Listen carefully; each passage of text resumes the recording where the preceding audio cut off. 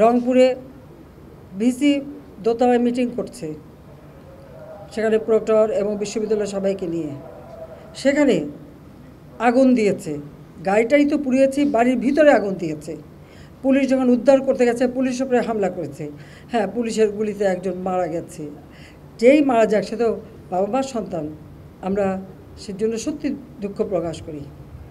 এবং তার বাড়ি রংপুর পীরগঞ্জ, ওখানে আমরা যাতে তার কাফন দাফন সব কিছু ব্যবস্থা করে দিয়েছিলাম। ছাত্রলীগের কয়েকজন নেতাকর্মীকে কীভাবে হত্যা করেছে। চট্টগ্রামে 6 তলার উপর থেকে ছুঁড়ে ছুঁড়ে নিচে ফেলেছে।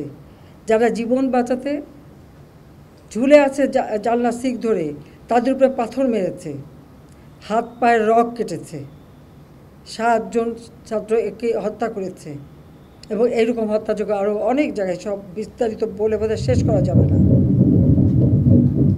পুলিশের গাড়ি, র্যাবের গাড়ির ভিতরে র্যাবকে যেভাবে হত্যা করা।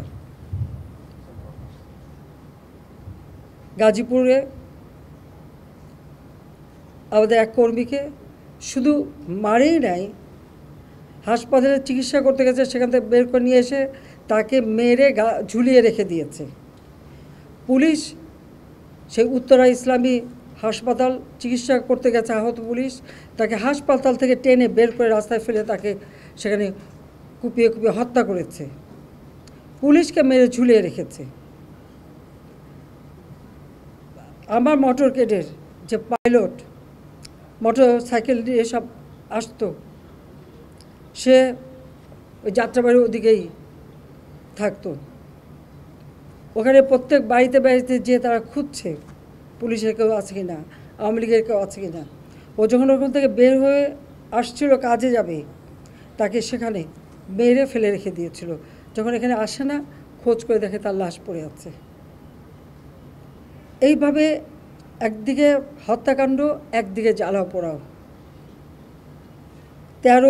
2013, 2014, 2015 এই জ্বালাও পোড়া হত্যাকাণ্ড আমরা দেখেছি।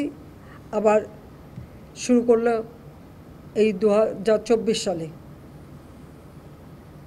যখন দেশটা এই দীর্ঘ 15টা বছর রাত দিন পরিশ্রম করে প্রতিটি প্রতিষ্ঠান তৈরি করেছি। এই প্রতিষ্ঠানগুলি কাদের জন্য?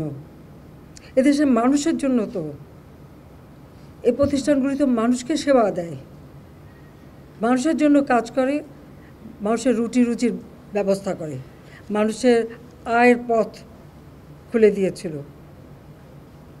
সেই প্রতিষ্ঠানগুলি একে একে পুড়িয়ে ফেলা। এবং শুধু ঢাকা বলে না, রাজশাহীতে বিশ্ববিদ্যালয়ে সে ভিসি কাটো, ময়মনসিংহ কৃষি বিশ্ববিদ্যালয়ের সেখানে হামলা, বিভিন্ন জায়গায় এই হামলা করা এবং আগুন লাগানো অথবা মেরে ফেলা।